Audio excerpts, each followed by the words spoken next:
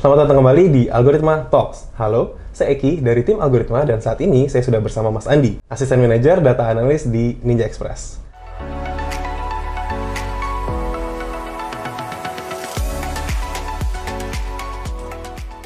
Halo Mas Andi, apa kabar? Halo Mas, baik. Oke. Nah Mas, mungkin Sobat Algoritma di rumah nih pengen tahu nih, pengen kenalan sama Mas Andi. Boleh perkenalkan dulu mungkin nama dan posisinya di Ninja Express. Ya, boleh. Halo semuanya, nama saya Andi Darmawan. Posisi sekarang ini sebagai Asisten Manajer Data Analis Divisi Design and Automation di Ninja Express. Nah, saya sendiri memiliki background pendidikan dari Universitas Indonesia, Fakultas MIPA, Prodi Geophysics. Gitu. Oke, prodinya malah Geophysics ya? Betul. Bukan data, maksudnya bukan IT gitu Mas? Bukan, cuma ya berhubungan dengan data juga sih. Oke, berhubungan dengan data, cuma bukan IT ya. Nah, ketika belajar data science ini, data analis ya terutama, apakah menemukan kesulitan atau gimana Mas? Kesulitan pasti ada ya, cuma memang karena background saya dari kuliah itu udah berkecimpung dengan data gitu ya, jadi nggak terlalu asing lah dengan berbagai kesulitan yang kita temui gitu. Okay. Dan sekarang banyak juga kan platform belajar online yang bisa kita pakai untuk mendapatkan solusi-solusi yang dari masing-masing kita punya gitu. Oke, berarti awalnya masuk dan belajar ke data science-nya itu, data analis itu gimana Mas belajar? Oke, awalnya itu dari zaman skripsi sih sebenarnya. Jadi saya sengaja untuk mengambil topik yang berhubungan dengan pengolahan data fisika gitu ya. Nah dari situ saya mulai belajar, kemudian sempat ikut bootcamp juga di luar gitu. Kemudian magang juga di perusahaan lain berhubungan dengan data juga, sampai akhirnya bisa dari posisi sekarang saya ini. Gitu. Okay. Mungkin karena dari background-nya juga udah berhubungan dengan data ya, tapi saya pengen tahu nih, mungkin Sobat Algoritma juga pengen denger ya, kenapa nih Mas Andi pengen bekerja di bidang data? Tertarik lah. Oke, sebenarnya alasan kenapa saya pengen kerja di bidang data tuh ada 3 ya, bisa dibagi jadi 3 gitu. Pertama, tentunya karena kalau kita lihat ya sekarang, semua perusahaan itu, baik dia perusahaan teknologi maupun bukan gitu ya, dia pasti punya data mereka masing-masing gitu. Entah itu data perusahaan atau data produk mereka, data customer gitu. Nah, jangan perusahaan deh, orang deh. Yeah. Orang kita pasti punya data kan. Data bank account, nomor KTP segala macem gitu. Jadi di zaman sekarang ini semua perusahaan punya data. Kita ngapa-ngapain aja data mungkin ya? Iya gitu. Transaksi juga data ya? Nah, ketika kita punya skill untuk mengolah data tersebut, memanipulasi data tersebut gitu ya, dan memberikan suatu insight yang ya berguna lah bagi perusahaan dan orang-orang, ya itu akan membuat kita menjadi orang yang memiliki dampak positif bagi company dan perusahaan gitu. Itu alasan pertama kenapa saya suka kerja di bidang data gitu. Oke, kenapa tertarik ya? Karena bisa bringin positive impact lah gitu ke banyak perusahaan. Nah, Mas, kan tadi background-nya kan geofisik ya. Terus tiba-tiba masuk ke dunia data yang mungkin memang tadi udah balik lagi sama-sama data. Betul. Tapi gimana nih Mas, pertama kali ngerasain kerja di dunia data tuh gimana rasanya? Pertama kali jujur agak culture shock sih. Kenapa? Karena kalau mungkin di zaman kuliah itu kalian ngoding juga, ngolah data juga gitu. Tapi dari kuliah ngoding? Iya. Tapi deadline-nya kan nggak sekencang di lingkungan kerja gitu ya, dan nggak ada pressure juga gitu. Jadi ketika pertama kali masuk ke ranah profesional, kita harus ngoding, tapi dengan adanya deadline yang sangat cepat dan pressure untuk selalu memberikan yang terbaik, itu agak memberatkan. Tapi sering berjalannya waktu, sering berkembangnya skill kita, itu menjadi lebih mudah sih. Oke. Nah, dari lulus kuliah, mungkin tadi kuliah udah ngoding juga ya? Dari ngoding pertama kali sampai sekarang, udah handle project apa aja nih Mas? Wah, kalau project apa aja kebetulan banyak banget sih. Karena di divisi saya sekarang ini, jadi posisinya itu kita nerima request dari divisi-divisi lain. Jadi misalnya divisi finance nih, mereka punya data yang pengen mereka olah pakai Python biar lebih efisien gitu. Masuk ke kita. Nanti dari divisi customer loyalty, pengen olah data yang beda lagi konteksnya nih, masuk kita juga gitu. Jadi kalau ditanya project apa aja, udah banyak banget sih. yang paling ngena nih di Mas Andi mungkin apa tuh? Nah, yang paling ngena dan yang paling impactful mungkin nanti akan kita bahas juga nih di live coding gitu. Itu project untuk menghitung umur paket gitu. Oke. Jadi boleh ceritain nggak Mas, gimana tuh? Kenapa bisa memilih itu lah? memilih umur paket sampai akhirnya ketemu formulanya dan segala macam ya. Nah, karena ini tuh merupakan hal yang menurut saya dilihat banget gitu di perusahaan logistik termasuk Ninja Express gitu ya. Karena kita kan sebagai perusahaan yang mengirimkan paket gitu ya, logistik, kita punya deadline untuk setiap paket itu, misal dari Jakarta ke Bandung itu harus nyampe dalam berapa hari sih gitu. Nggak mungkin dong kita ngirim paket tapi nggak ada deadline-nya. Ntar orang yang mesen, kok nggak nyampe-nyampe nih paket nih, gitu kan. Ya kita punya deadline juga gitu. Nah, user-user di Ninja Express yang request itu ke saya gitu. Mereka pengen monitor hal tersebut biar make sure bahwa paket yang dipesan orang-orang di luar sana yaitu nyampe sesuai waktunya masing-masing gitu.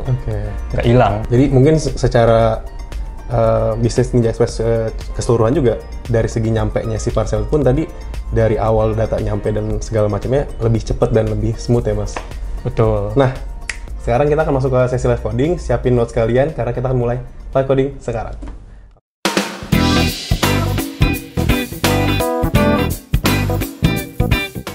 Nah, pertama kita ngapain dulu nih Mas? Oke, pertama kita buka dulu datanya ya. Nah, ini data yang bakal kita pakai sekarang gitu ya. Di sini setiap row-nya itu merepresentasikan order-order atau paket-paket yang ada di Ninja Express gitu yang perlu dikirim oleh Ninja. Nah, di sini ada banyak nih informasinya, ada status paketnya apa, ada ID dari setiap paketnya itu berapa, ada tokonya apa, tapi ini disensor ya guys. Ini juga dummy itu. Di sini kita punya informasi paket ini bakal dikirim ke mana, dan juga informasi dia itu dikirim dari mana. Gitu. Sisanya ya harga paketnya, nama item dan lain sebagainya. Gitu. Oke, ini satu data yang bakal kita pakai. Data kedua itu adalah data ini, SLADs. Nah, ini tuh apa?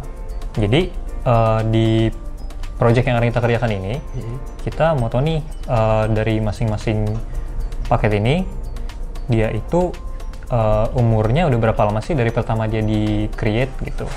Karena kita di Ninja Express punya deadline untuk masing-masing paket. Misalnya dia dari Sumatera nih mau ke Kalimantan. Itu misalnya deadline dari kita 6 hari gitu misalnya ya. Gitu. Nah, kita pengen taruh di sini deadline gitu ya, misalnya deadline-nya 6 hari. Nah, kita juga pengen ngitung paket ini umurnya udah berapa hari. Dari pertama kali dibuat, apakah udah misalnya udah 7 hari gitu ya, 8 hari. Wah, udah miss deadline dong. Berarti udah miss deadline kan, gitu. Nah, kita pengen memprevent hal-hal seperti ini untuk make sure bahwa ya paket kita nyampe tepat pada waktunya lah gitu. Oke, misal nih Mas, sobat algoritma di rumah pengen akses data ini bisa kemana ya? Oke, kalau pengen akses datanya, gue udah taruh di Google Sheets. Itu bisa cek link di bawah ini ya, nanti akan kita kasih gitu. Di sini ya Mas ya? Betul, di Google Sheets. Bisa di copy aja atau di download. Thank you Mas Andi. Gitu. Sama-sama. Oke, next apa nih guys? Oke. Nah, sekarang kita lihat dulu nih gimana caranya kita bisa dapat deadline buat tiap paket ini berapa hari dari file yang ini gitu. Nah, kalau kita lihat ini kan dia dibaginya per city district pairing gitu ya namanya. Dan dibagi juga berdasarkan originnya dari Greater Jakarta, West Java, atau dari Central Java, East Java, atau dari yang lain gitu.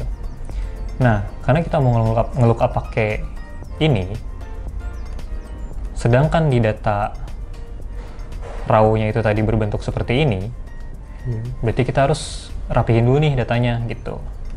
Harus kita ubah jadi ke bentuk dipisahin by strip kayak tadi gitu. Setelah dirubah baru bisa kita VLOOKUP dan juga kita lihat berdasarkan regionnya. Dia itu berapa hari sih deadline-nya gitu. Nah, tadi kan itu datanya tuh Mas. Sekarang kita ke mana Mas? Nah, setelah kita load datanya, kita gue mau ngasih gambaran dulu nih nanti output kita bakal kayak apa gitu ya. Nah, nanti ujung-ujungnya output kita bakal kayak gini nih teman-teman. Bentuknya bar chart sederhana aja. Nah, cuma ini tuh mempunyai informasi yang sangat berharga lah untuk user-user kita gitu, Ninja Express. Nah, cara bacanya itu gimana? Jadi di sini kita punya sumbu X, isinya 012345. Ini tuh adalah hari gitu ya. Sumbu Y-nya ini adalah jumlah paketnya. Nah, cara bacanya, kita lihat misalnya hari yang ke-0 ini nih. Ini maksudnya adalah berarti ada 313 paket yang di hari ini, hari ke-0 ini, itu Harus bakal lewat deadline, ya harus nyampe dia. Sama yang sebenarnya juga, berarti ada 66 paket yang satu hari lagi itu bakalan deadline gitu. 2, 3, 4, 5 dan seterusnya. Itu jadi makin ke sini, makin ke kiri, makin ke 0, makin bahaya, makin mendekati deadline. Jadi nantinya bakal membantu kita untuk prioritasin mana dulu yang harus nyampe kali ya? Betul. Jadi nanti usernya bakal lihat nih, oh 313 ini harus kita push nih buat cepet nyampe gitu. Nah, terus biar nyampe situ kita ngapain aja nih Mas? Oke. Nah, pertama kita habis baca filenya tadi, kita perlu cleaning dulu nih datanya, gitu ya. Nah, tadi kita mau pakai kolom to address 2 kan? Kita perlu informasi dia itu datang dari mana dan mau kemana. Gitu. Kita lihat kolom to address 2 dan juga origin region ya. Gitu. Nah, sekarang si to address 2 ini, yang tadi bentuknya seperti ini, harus kita ubah ke bentuk yang kayak gini. Oke. Kita lanjut. Nah, sebelumnya kita harus make sure dulu bahwa kita menghilangkan data-data yang blank atau kotor lah gitu ya, dengan cara pakai sintaks drop none. Jadi semua row yang dalamnya ada none itu kita hilangin dulu aja gitu. Kita bersihin dulu. Nah, baru si kolom to address 2 tadi kita pecah by koma, kita split. Gitu. Jadi kita panggil nih kolomnya dari data frame address 2 pakai fungsi string split by koma expand through. Nah, sekarang kita lihat outputnya kayak gimana ya.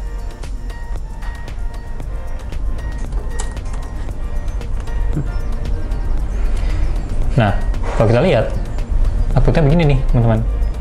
Oke, dia berhasil mecah by koma. Sekarang kota, kabupaten, dan kecamatannya udah kepisah jadi kolom masing-masing gitu ya. Cuma di sini kita lihat kolom pertama ini kosong, terus kolom ke-45 ini non gitu. Kenapa kayak gitu? Karena kalau kita lihat lagi datanya, nah dia kan depannya ada koma nih, sedangkan kita split by koma.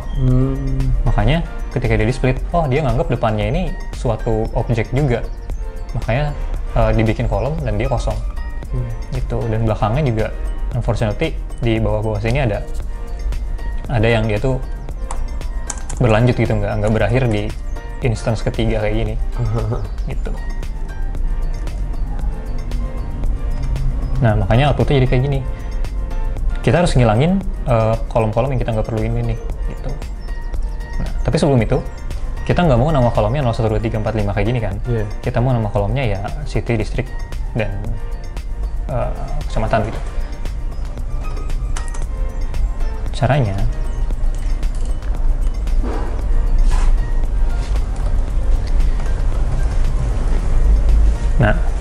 Caranya kita restate data frame-nya, terus kita bilang kita mau bikin 5 kolom baru dengan nama remove, district 3, city, province, dan juga remove 2, remove 3.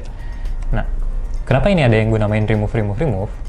Karena tadi kalau kita lihat setelah di split, dia ada 5 kolom dan 3 diantaranya mau kita remove gitu. Jadi gue namain aja remove, biar nanti gampang gitu nggak delete-nya. Tandainnya gampang ya? Iya. Sama dengan sintaks yang di sini, itu sama kayak yang tadi di atas, kita split. Atau gue copy aja. Nah, sekarang kalau kita coba jalanin, lihat, sekarang dia keluar kolom-kolom baru yang baru aja kita buat. Ada remove, district, city, province, R2, R3. Remove 1, remove 3. Nah, udah gitu, tinggal kita delete deh yang remove-nya ini. Cara delete-nya pakai sintaks drop yang ada di pandas. Itu div drop, apa yang di drop? Kolom-kolom remove 2, remove 3. Aksi 1 in place true, jangan lupa kalau nggak pakai in place true dia nggak akan ke save changes-nya.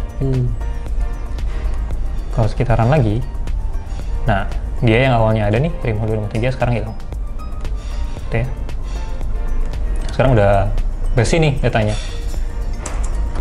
Tapi kan kita butuh dia itu bentuknya kayak yang tadi, kayak gini kan. Kalau sekarang si kolom city sama distriknya masih kepecah jadi kolom yang berbeda, sedangkan kita mau jadi satu kolom, gitu kan. Nah, yaudah kita bikin kolom baru, di mana di kolom itu kita gabungin nih kolom distrik sama citynya jadi satu kolom, gitu. Tapi sebelum kita gabungin, kita make sure dulu bahwa di kolom city dan distrik yang baru aja kita buat ini, itu dia nggak ada trailing space atau jadi belakang itu nggak ada spasi atau depan itu nggak ada spasi yang nggak kelihatan lah gitu.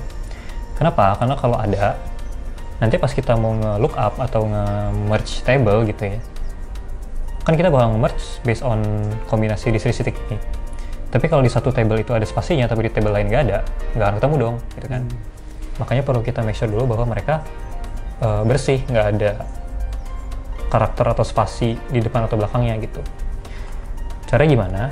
Caranya kita state ulang nama kolomnya, df city, terus kita pakai fungsi string juga, perintahnya strip gitu. Strip itu berarti ilangin semua spasi yang ada di depan atau belakang.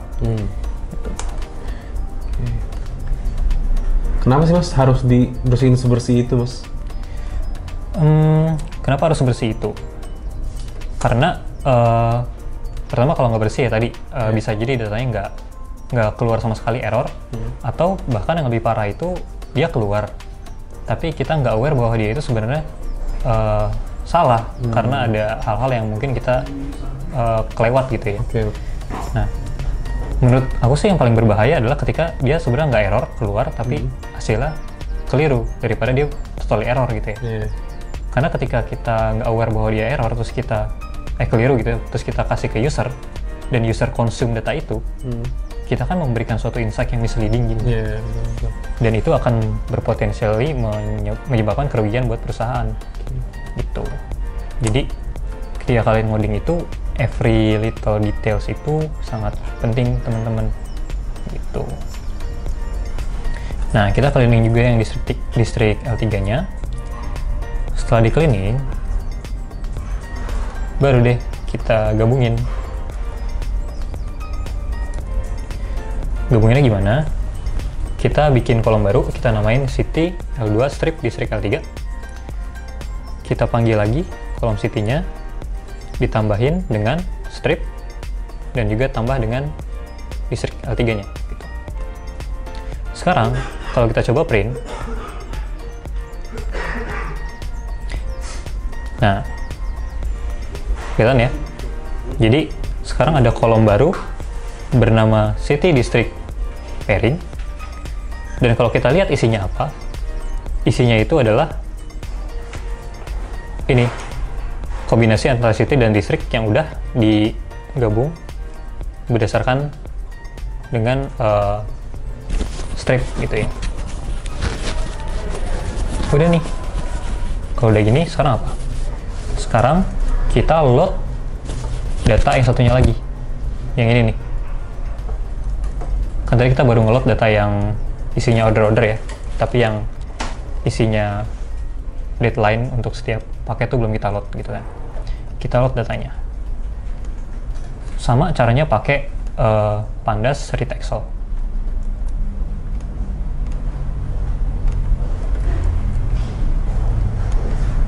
Nah,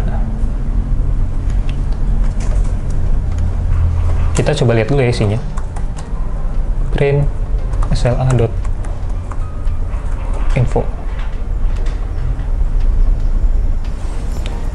Nah, ini adalah table yang baru aja kita load, gitu ya.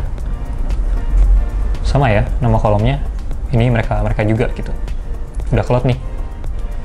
Nah, sekarang kita mau karena kita mau VLOOKUP gitu ya, di Python itu kita caranya pakai namanya merge. Kalau kalian familiar dengan SQL, itu mirip dengan join gitu. Jadi kita join dua table berdasarkan suatu primary key atau satu kolom yang sama di antara dua table tersebut. Dalam hal ini, kolom yang sama adalah city, district, pairingnya yang baru aja kita buat di table sebelumnya gitu. Kita join dengan yang ini nih, yang ada di table yang baru aja kita load. Nah, tapi kita harus make sure bahwa nama table, nama kolomnya itu sama ya, karena kalau nggak sama mereka nggak akan ketemu gitu. Kita rename dulu nih, kita rename.